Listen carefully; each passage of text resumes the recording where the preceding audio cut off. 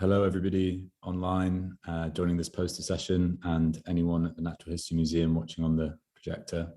This is the third and final poster session of the Nature-Based Solutions Conference for 2022. My name's Will Thompson. I'm a Research and Knowledge Exchange Fellow at the Nature-Based Solutions Initiative here at Oxford. And today we have 6 excellent posters that will be presented to you over the course of the next hour, covering aspects including nature-based solutions in the context of human health, looking at urban environments, and looking at things such as flooding and urbanization. So it's a fantastic mix, and we look forward to hearing from our poster presenters. And we will start today with Douglas William Serino, who is from the University of Sao Paulo. So thank you, Douglas, for joining us today, and I will hand over to you to share your slides and talk us through your poster in the next 8 minutes. Thank you. Okay. Are you hearing me? Yes, we are. Okay. Well, this is my poster. My name is Douglas William Serino, and I'm going to present to you part of what was my master's degree in ecology at University of São Paulo. And I construct few slides to facilitate the presentation. So look at my poster a little bit and go further. In urban environments, people are less likely to have daily contact with nature and green attributes of the cities, what some authors call of extinction of experience, that is the distance between the man and the natural resources. Summed with some urban problems as pollution, noise, heat island, can cause several health issues in the dwellers of the city. But you can also find some landscape-based solutions in the cities. And those landscape-based solutions can decrease actually the number of health issues in the population. And they happen through the ecosystem services, mainly through ecosystem services of regulation and cultural. So we decided to investigate how those landscape solutions can function in some cities in the Brazil. And I'm going to present you here the results for the biggest city in Brazil, that's São Paulo. We look for hospitalization rates in the entire city of São Paulo that has 12 million inhabitants. And here is the map of the city. We have a high resolution map of vegetation in the entire city. And you can see some lines in the city that are scale of analysis that are the neighborhoods, the districts of the city of São Paulo. And we developed also a metric based on an enhanced vegetation index, histograms, where we used a land sharing and land sparing approach. A land sharing is a continuum actually between sharing and sparing, but land sharing is when we have some degree of mixture between the gray and the green in a city, represented by a peak in the center of the distribution of the histogram. In the opposite side, we have 2 peaks where we can see a well-delimited green area and another green area.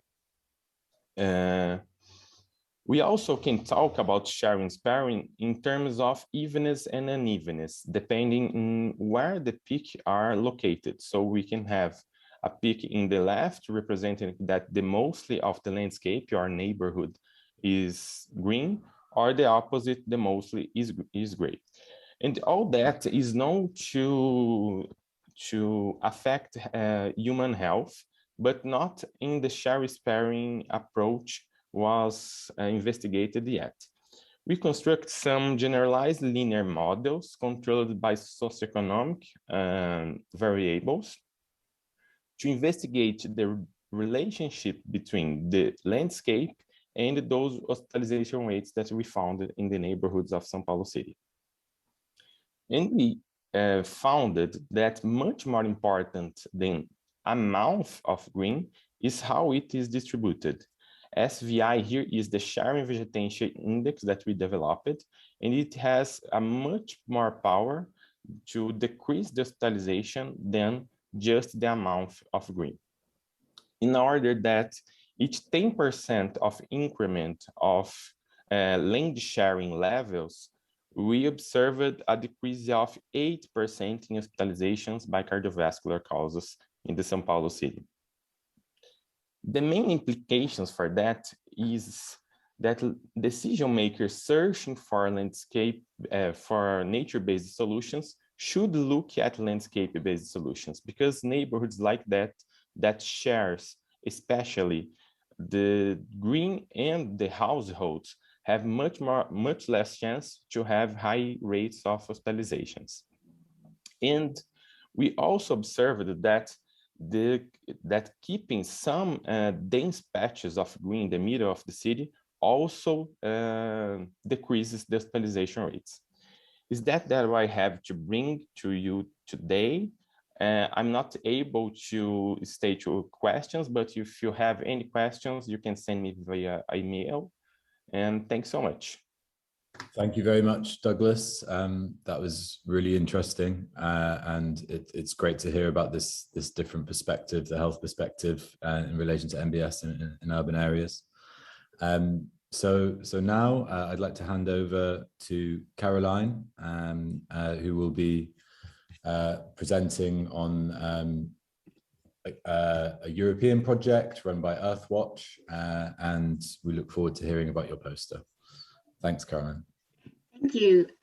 So yeah, my name is Caroline. I am a science coordinator at Earthwatch Europe, which is an NGO and research organization where we have science at our heart, and we try to communicate science to members of the public in different target audiences. So our role is to coordinate between lots of different stakeholders, whether that's funders, council members, council researchers, and local communities, schools, corporates, major donors. So we are the in-between of all of these stakeholders. And one of the projects that we work on is implementing Tiny Forest. Tiny Forest is an urban woodland project where we try to bring green spaces of high quality to urban areas, and we try to focus on areas where there is a lack of green space, access to nature, and a real place for people to enjoy nature and connect with it.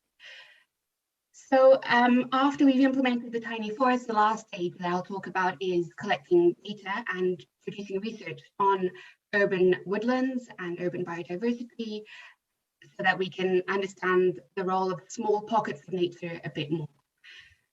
So a tiny forest, what is a tiny forest? It's a small, densely planted native woodland. It's been developed by a Japanese botanist in the 1970s called Miyawaki, where the idea is to establish an ancient woodland succession and a few of the stages of natural succession to reach the climax community as early as possible.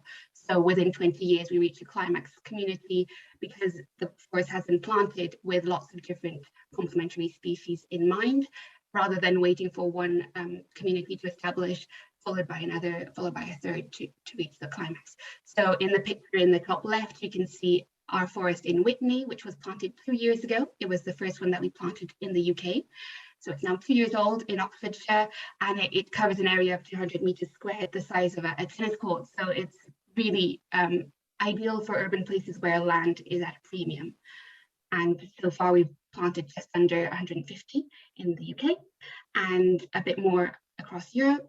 And the idea is to establish a network of these tiny forests and to link people with each other. So if people are local to a tiny forest, we connect them with others across the country who also have a tiny forest, and they can share knowledges, experiences, and that attention to the local context while sharing best practices and developing best practices.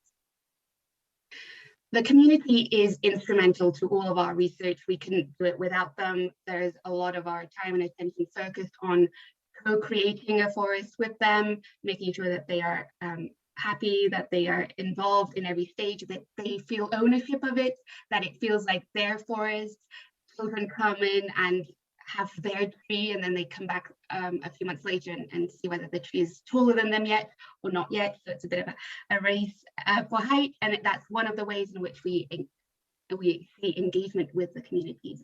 Children coming back, parents coming back. We teach educators as well. So we've realized that a big barrier to outdoor learning and environmental learning is that teachers in schools don't feel confident in that subject knowledge. So we provide training to them about climate, biodiversity, freshwater, all those different issues, so that they can then have different ways of bringing it into the classroom and educating the people that they work with. That's one of our main areas of research at Earthwatch as well. And I wanted to dig a little bit more into the scientific research that the science team focuses on. So we've got 4 disciplines that you can see in the top right corner of my poster: biodiversity, carbon storage, flood management, and thermal comfort. So those are 4 disciplines that we've decided to focus on, and we've developed protocols, standardized methodology for members of the public to be able to use and follow. So the idea is that they are robust but simple enough to use in the field. They don't require lots of kits, lots of equipment. Generally, you can simply be out in a tiny forest with your smartphone and collect data yourself. So we facilitate some events to teach people how to collect scientific data, called citizen science, but we also empower them to work independently as well, so that they can carry on when we as Earthwatch aren't there, and so that they can collect data monthly at a regular pace, at whatever pace they are able to commit to, but also year on year we check on them and make sure that we can feed that data back into peer-reviewed publications, into government reports about the benefits of tiny forest in the 4 areas that we focused on. And an additional area is the community benefits, the social science, the engagement, what feedback we get from communities who really seem to enjoy coming to our science days and planting a forest and getting their hands muddy. So for instance, if I give an example, the flood management area of research, the way that we measure that is by examining the soil color, the soil texture, compaction, infiltration rates.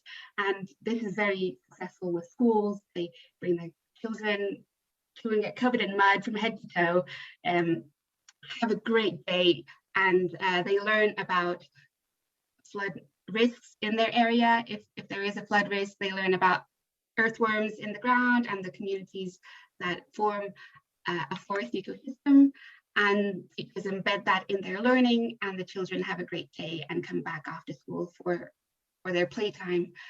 So there are multiple benefits there, and so far our forests are all quite young. They're 2 years old. The oldest one is 2 years old, and they've been planted across these past 2 years, so they're at different ages. And we've been monitoring their growth and trying to fill in that gap in terms of understanding how juvenile woodlands respond to ecosystem services and ecosystem benefits. So really trying to gather that baseline data and then build upon that in the coming years as we go back to the network of tiny forests.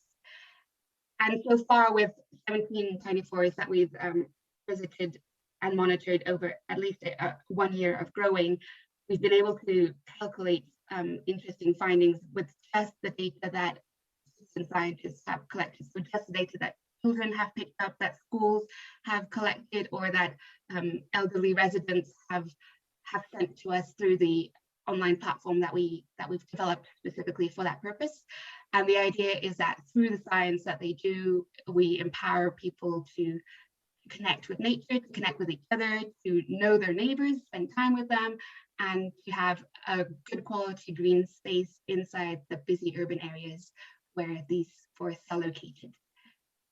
So I'm going to leave it there for now. Very happy to go forward and to collect any questions from you. There are 4 tiny forests just in Oxfordshire alone. So there's really a lot of ways for everybody to get involved, whether you're an expert or whether this is new to you. There's really a way to tailor it to all the experiences. But I'll leave it there and hand back to Will. Thank you. Thank you very much, Caroline, for that fascinating talk. I'm sure there'll be some questions in the chat afterwards. Now I'd like to hand over to Simone Rawal from the University of British Columbia to talk about flooding and urbanization in the context of nature-based solutions. Thanks, Simone. All right, thank you so much for the introduction, Will. Hello, everyone, I'm Simone, and I'm joining from Nepal today, and I'm currently a master's student at the University of British Columbia. I will be talking about my thesis research, which is on the influence of path dependency in flood management in the case of nature-based solution. So coastal flooding is one of the most catastrophic natural hazards, resulting in significant property damage and personal damage globally each year. With growing exposure to flood that exceeds communities' adaptive capacities, significant investment has been made in flood protection. However, for years, gray infrastructure such as dikes, embankments, seawalls, or other fortifications have symbolized protection for cities around the world, still making it the primary approach to addressing flood risk. However, this has been recently evolving because there are concerns linked with the construction, the detrimental impact such infrastructure has on the environment, risk associated with physical aging of the buildings, requiring maintenance, and most importantly, the inflexibility in adapting to future uncertain scenarios. So there has been a relatively slow uptake of nature-based solutions in flood management, and there are various barriers to this. And it's very similar to like the general adoption of nature-based solution as well. And I'll only be focusing on path dependency today. So path dependency simply talks about how what happened at an earlier point in time will affect the possible outcomes of the sequence of events occurring at a later point in time. And it's very important in coastal management because such practices and strategies are embedded in local histories of how communities have responded, adapted, and lived to climate hazards, and how historical decisions have been made over preferred infrastructure, funding mechanism, and maintenance. So today, I will be talking to you about how path dependency can be overcome to allow the implementation of nature-based flood defense in coastal areas. And I'll be talking about the main lock-ins and barriers associated with path dependency and how they have been overcome, and talk about main organizations or key players who have played a role in this, and basically try to talk about how path dependency may look different in countries in the global north and in the global south. And the approach I took was through case studies. And the first case study is the Living Breakwaters case study from Staten Island, New York. This case study was a winning proposal for the Rebuild by Design competition right after the superstorm Sandy. And this project focuses not only on physical resilience, but also on social resilience, because partnering with the Billion Oysters Project, they have started this education program for local schools to teach people about nature-based solutions for flood management.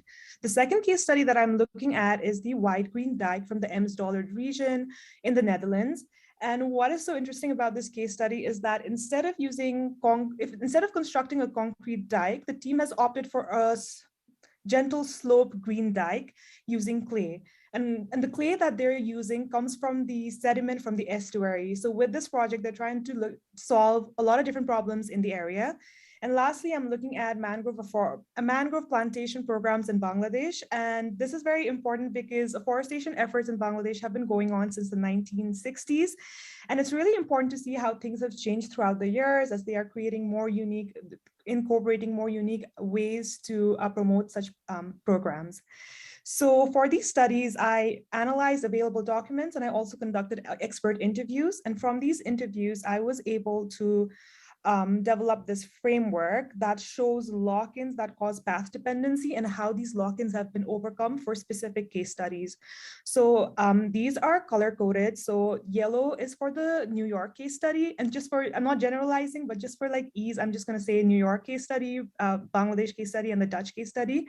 And the blue one is for the White Green Dike Netherlands case study, and the pink is for mangrove afforestation case study. So as you can see, the main lock-ins are gaps in coordination, regulations and legislations, and insufficient data and technology for all three case studies. Knowledge gap, financial issues, and overdependence on local knowledge were challenges specifically for the Bangladesh case study. And spatial and locality issues, as well as aversion to change, were prominent and significant challenges for the Dutch and the New York case study.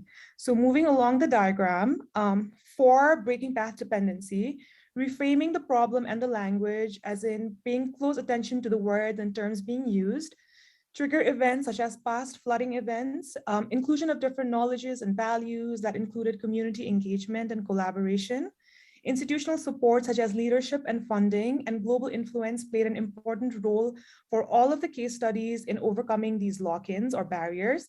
Location, media pressure, change of beliefs or of actors and actor coalition were specific to the New York case study. Incremental changes, such as an emphasis on pilot projects, were specific to the Netherlands case study. Regional influence was also very specific to the Netherlands case study, and local influence and evidence were both important in the Bangladesh case study and the Netherlands case study. Those are a lot of factors, and I know I don't have enough time to go over all of them, but in depth, but I will highlight a few through quotes from the experts that I interviewed. So specific to the Living Breakwaters case study, an expert talked about aversion to change that caused lock-in. They said, in the US, there's still this idea that we cannot prevent the disasters from happening, but we can prepare ourselves on how we respond. So basically, they were talking about the disaster management cycle and how this needs to be reformed. Another expert from the Netherlands talked about spatial and locality issue. They said, if we enlarge the dikes, then we take more land and also a little bit of sea. But the Wadden Sea is a nature reserve, referring to the Natura 2000 reserve, and that's really very hard. So you have to build it on the land, but the land is owned by a farmer. So they're talking about difficulty in land acquisition. And another expert from Bangladesh talks about knowledge gap. They say, not all knowledge is written or documented, and not all written knowledge is necessarily knowledge that is captured by academia. Academia also does not acknowledge failures and often focus only on successes, so we lose opportunities to learn from past mistakes. So basically hinting towards the lack of incorporating local and traditional knowledges. And now looking at breaking path dependency, this expert talks about location and media pressure for the Living Breakwaters case study. They say, the other thing that made Sandy even larger than other disasters was that it took place in one of the densest places in the United States. It has the highest property values. It's the center for finance and lots of other things, including media. An expert from the Netherlands talked about regional influence. They talked about how they said every year we have a meeting with all the coastal engineers around the North Sea. I'm there every year. These meetings are very open. Everybody shows the successes, but also what went wrong. So we are really learning from each other in such meetings. So basically putting emphasis on knowledge transfer and sharing. And lastly, an expert from Bangladesh talks about reframing the language. And they said, when asked about what the Sundarbans, which is the largest mangrove forest, meant to a woman living in a coastal community, she replied, Sundarban is our mother. Like a mother, it makes us feel safe, protects us from the storm, and provides us with food.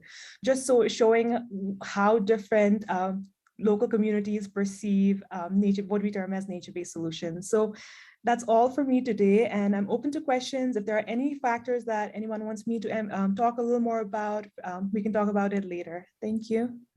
Thank you very much, Simone. Again, a really interesting insights that you shared with us there. I will hand straight over so that we have potentially some time for some questions at the end. And I will hand over to Qiming, who is at the National University of Singapore, and we really look forward to hearing your talk. Okay, hello everyone. This is Qiming from Center for Nature-Based Climate Solution at National University of Singapore. Today, I want to share a research of our group, which looks into the future land use competition and how it affects the climate change mitigation potential of natural climate solutions. I converted my poster to slides for better clarity. The climate change mitigation potential of natural climate solutions, NCS, has been estimated at global, regional, and country scales, and has been regarded as one of the key complement to the greenhouse gas emission reduction demands to achieve our ambitious climate goals. One thing for sure is that we need to set aside a huge swath of land to implement these NCS pathways, for example, like management, restoration, and protection. However, the availability of these natural areas for implementing NCS are based on assumptions. It were these assumptions that raised my concern and triggered this study. For example, one of the previous research study assumed that the current extent of cropland and agricultural land can sufficiently fulfill the future demand of food, which in other words means that there will be no more cropland expansion needed in the future. However, this contrasts to the recent modeling findings, which shows that at least till the middle of this century, future cropland expansion and urban expansion will be inevitable. These two expansions are historically the key drivers of natural area loss, and in the future, it will inevitably in competition with the natural areas to implement natural climate solutions. This land use competition have been highlighted in a recent IPCC report and studies.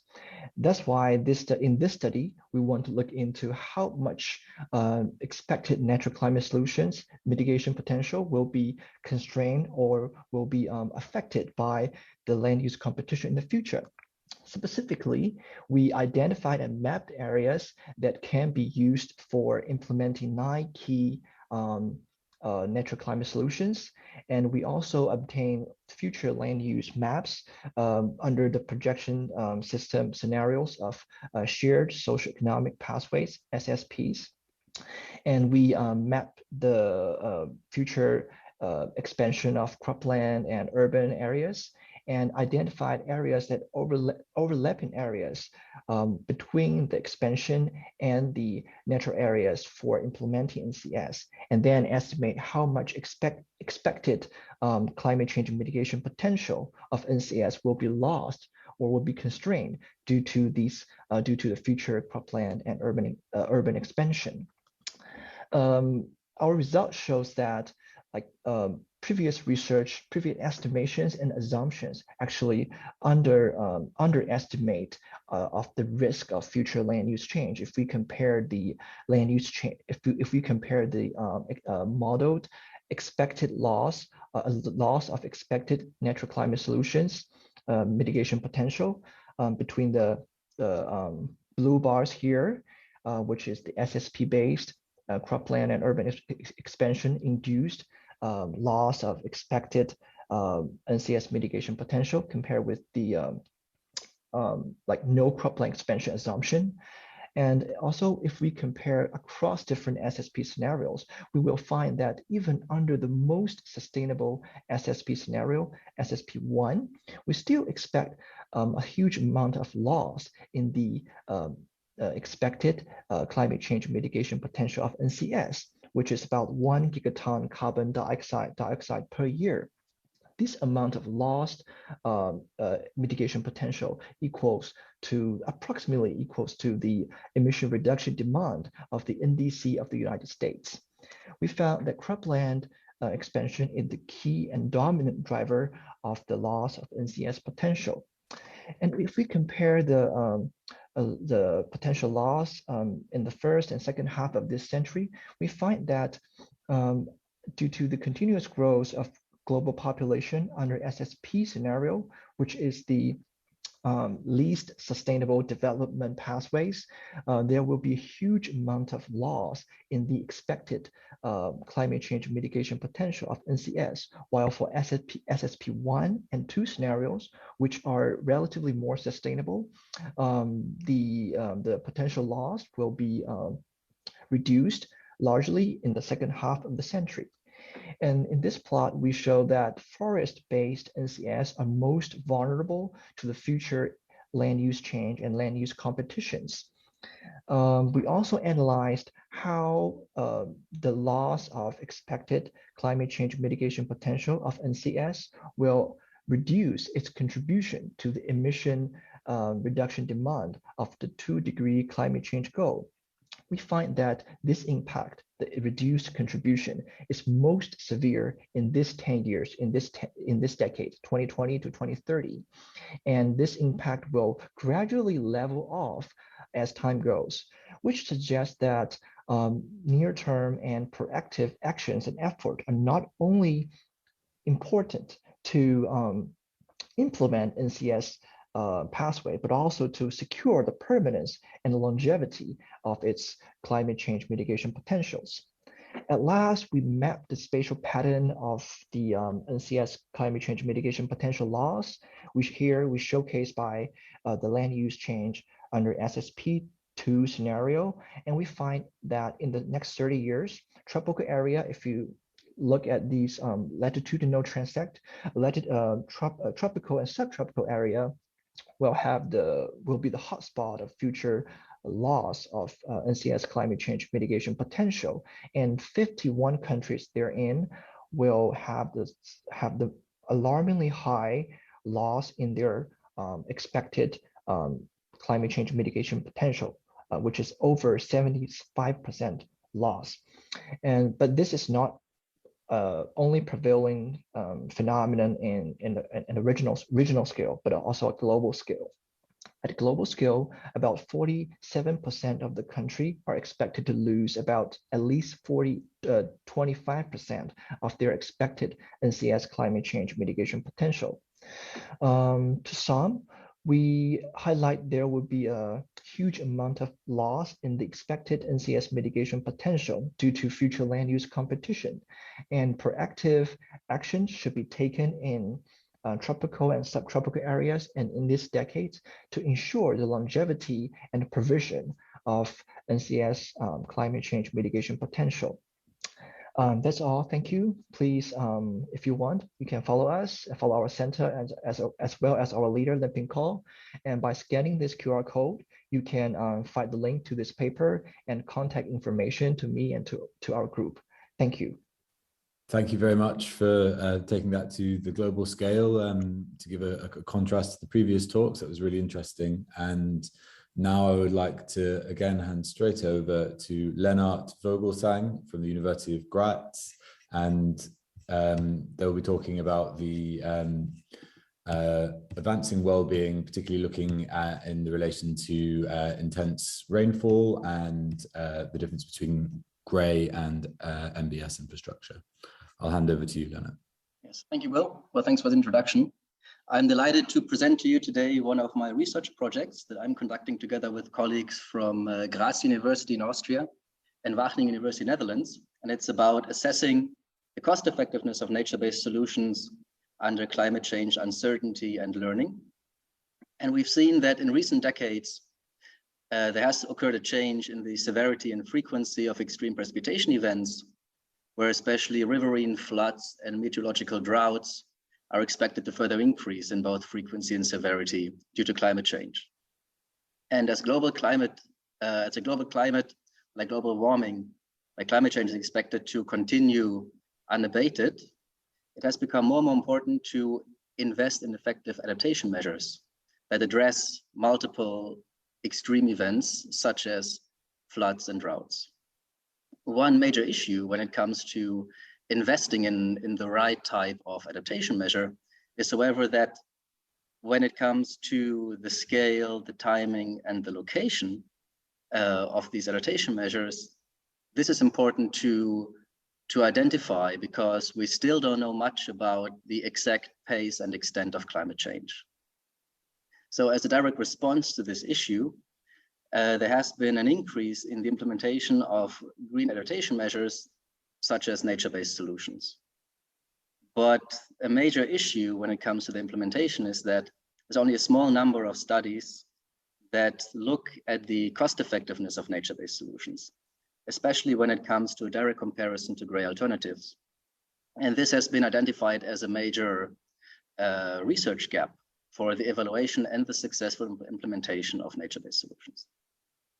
Additionally to that, there's also still a knowledge gap in the conditions under which nature-based solutions become cost effective.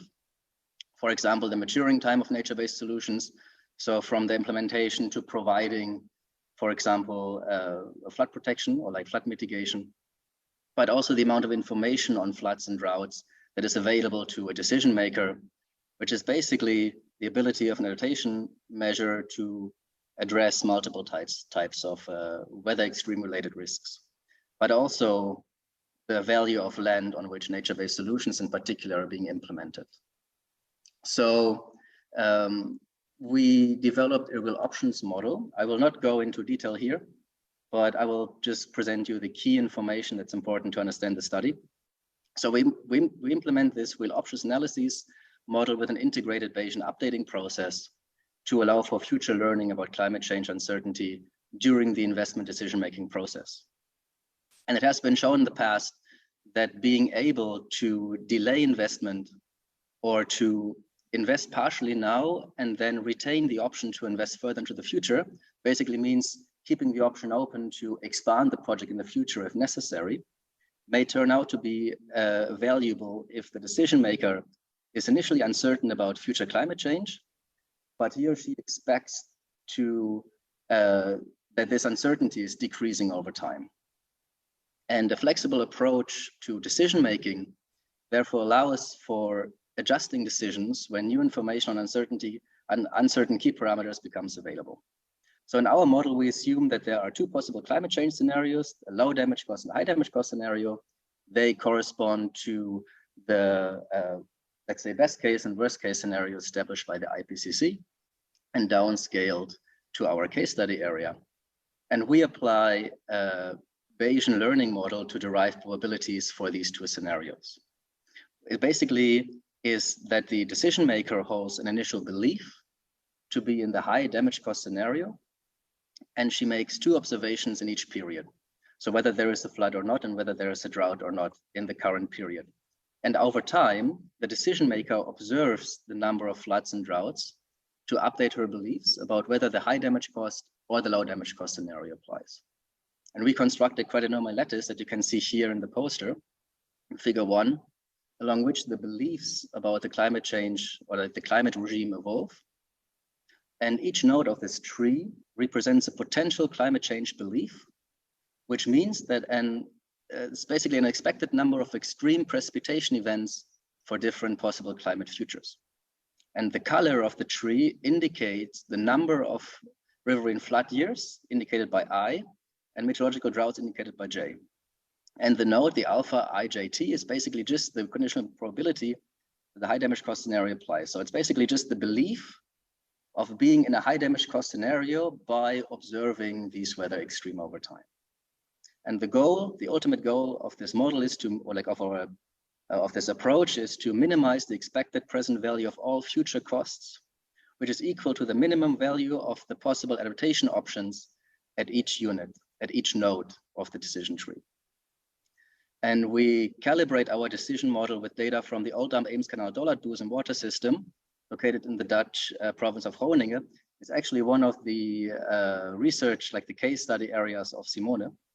And we investigate the creation of retention areas as an example of nature-based solutions, where former wetland and peatland ecosystems have been revitalized.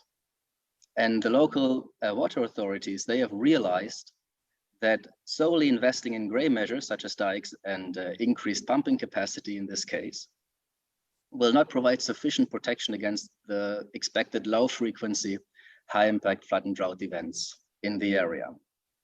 Coming to the results, well, interestingly, they show that if beliefs that the high damage cost scenario applies are really low, so ranging between 0 and 20%, and the maturing time of these nature-based solutions are between 1 and 6 years, the nature-based solution, in this case, without a retention area, so an adaptation measure just aimed at reducing one type of flood risk, one type of weather-related risk, in this case flood risk, becomes a cost-effective option. But as the flood damages are expected to be substantial in the low damage cost scenario as well, it becomes cost-effective to invest in a gray measure, increase pumping capacity, when the maturing time of this nature-based solution exceeds 6 years in this case. And if the belief that the high damage cost scenario applies exceeds 20%, and maturing times range between 1 and 9 years, the nature-based solution aimed at addressing both types of risk, so flood risk and drought risk, becomes the cost-effective option. This is because this nature-based solution that can address both risks has the potential to substantially reduce expected flood and drought damages over time. And this is a feature that the alternative options lack. And finally, in the second table, we show in the sensitivity analysis what happens when land use, the value of land that's required to build these nature-based solutions is increasing according to certain policy reports of the area. And it shows that the nature-based solution that only addresses flood risk with a maturing time of 1 to 6 years becomes the cost-effective option to invest in. And the nature-based solution that addresses both types of risks becomes unattractive to invest in, because in contrast to a nature-based solution that's just aimed at flood risk, a nature-based solution that can address both risks requires the purchase of land, of considerably more land than the alternative, the nature-based solution alternative. And there the costs that need to be paid upfront are higher than the future expected benefits of mitigating flood and drought damages. So basically shows that basically decision making on the investment investment into nature-based solutions really depends on the degree of uncertainty that is included. So it's important to include that in the model as well, but also to have a flexible approach to look at different possible parameters such as maturing time, information available, etc. So thanks a lot for your attention, and I'm looking forward to the discussion. Thank you. Thank you very much. Another really interesting talk, and it's great to hear from the modeling perspective in some more depth there as well. And now for the final talk of this poster session, I'd like to hand over to Judith Zita-Boros of the Central European University to talk about nature-based solutions as an umbrella term for interventions mobilizing nature. Looking forward to your talk, Judith. Thank you for the introduction. So hello, my name is Judith Boros. I'm a PhD candidate at the Central European University, and I would like to give an overview of my dissertation research in the design of nature-based solutions. I was interested to work on this topic because it points to a conflicting issue which comes up often when discussing NBS, that there is a gap between the conceptual understanding of nature-based solutions, or how they are portrayed as a tool for global and local response to sustainability challenge, and actually realizing this potential through their implementation. And realizing the most value of urban NBS is essential because they can be a potential instrument not only for sustainability, but for urban restoration and regeneration. And this problem is touching upon questions of design, because NBS are not self-evident, they have to be created in a sense. Therefore, I asked the question, how can the design framework of NBS contribute to reducing the gap between NBS's rhetoric of potential and their implementation and impact on achieving urban regeneration? And the design framework of NBS can be broken down to 3 dimensions: the outcomes, process, and approaches of NBS design, which correlates to what Mang and Haggard, pioneers of regenerative design, formulated as designs of work. Where the outcomes show the consequences of the design, or what is the impact, and the dimension of the design process show how it was done, how the outcomes were produced. And the dimension of the approaches show how designers or anyone who contributed in making the NBS acted based on their perspective of the work.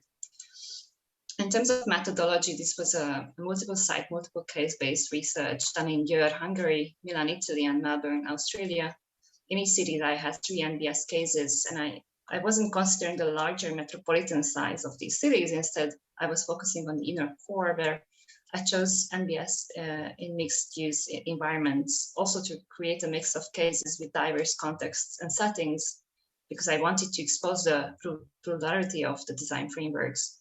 So I had green facades and terraces attached to buildings, urban parks, school gardens, playgrounds, and community sites.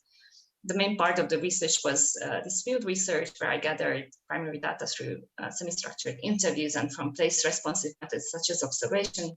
And then this data was processed and analyzed with qualitative methods. So the 3 dimensions basically gave these 3 lenses through which I have studied this topic.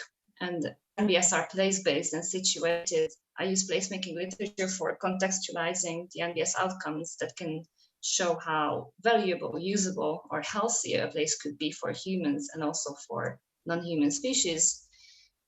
In this context, the design consequences manifest as outcomes realized through tangible expressions like the physical features of the environment, also through the mixed expressions, which are the people and youth-related activities, for example, participatory activities, events, programs, or the intangible placemaking expressions. These are the designed branded images that can spread the idea across multiple platforms. And what I found was that the design outcomes of NBS can contribute to realizing the regenerative potential of a place if they are utilizing a range of these placemaking expression, which then act as touch points between humans and nature, through which people can connect to place. Thus, human-nature interactions, experiences, and knowledge transfer can occur. For example, hearing or encountering wildlife, smelling or tasting plants, and learning about the cohabiting species or their role can be facilitated by these physical, practice-related or intangible expressions. However, this only works if the placemaking toolkit is extended according to community and modern human-focused design, which leads us to the design approaches dimension. And within this lens, I was focusing on two conflicting approaches: a human-centered design approach, which places the understanding of user needs and experiences as the main goal of the design process, and the other is a more than human-centered approach, which extends these concerns to other species and humans. And there is already literature on this topic, and this was already discussed also in this conference, that actually NBS, urban NBS, typically are delivered with a human-centered and anthropocentric focus, and that needs to be reoriented to more balanced, modern human-centered focus. And my research confirmed these findings, that in most cases there was a strong human-centered orientation, but in some cases the design approach had both sides because, for example, they drew inspiration from traditional indigenous cultures. Additionally, my research also confirmed that if there is a lack of focus on the modern human, that can lead to drawbacks and missed opportunities experienced in the process dimension. And for that lens, I chose a frame specifically developed for urban design by Carmona, who identifies a distinct design, development, use, and management phases within the overall design cycle. And applying this lens showed that all of these phases are critical in shaping social and ecological features and functions or outcomes of the NBS, which then, and for that, each phase should be driven by a more than human-centered approach. In addition, each phase provides opportunities for community involvement, therefore for sustainable learning. So what this means is essentially for NBS to have regenerative impact, and if for some reason that thinking didn't start at the beginning, it can be injected or corrected in the later stages or in a new design cycle. And moreover, the NBS can have larger and larger realized potential as more phases of the design cycle or more parts of the framework are turned towards a modern human-centered design. And this is why, most of all, this is a flexible and reflective process, which must involve the community and diverse stakeholders in an adaptive manner to anticipate the dynamic development needs. But what is challenging, though, is to keep the integrity of the NBS vision during the process and inevitable changes which occur. So it's critical that the experiences and learnings are utilized systematically within this cycle, not to miss opportunities for involvement, for improvement. And so this conceptual design framework served or helped me to navigate holistically among the interacting dimensions which define NBS design. And it helped to demonstrate its complexity and the need to devote adequate attention and resources to work on all three dimensions for implementing urban NBS. Thank you for listening, and feel free to email me, or and I look forward to your questions. Amazing. Thank you very much. Sharing. Thank you very much, Judith, for that talk. It was great to hear about the different dimensions that you're considering and presenting it in that urban context. We do have around 5 minutes. It's not quite as long as we'd hoped for, but five minutes for any questions that the online audience may have. And if not, obviously you can feel free to contact directly any of the presenters of the posters today, and then we'll be moving on to the afternoon sessions and session 8A in the Natural History Museum. So I'll have a quick look on the question and answer board, and I believe already Alina's question has been answered. So if there aren't any more, I will close off the session, and just to say thank you very, very much to the poster presenters. All of them were fascinating, clearly presented, and it was really interesting to hear them. So yeah, a little sort of round of applause from my side and from the online audience as well, I'm sure. So thank you very much, and that is it for the session. Goodbye. Bye. Thank you. Thank you so much.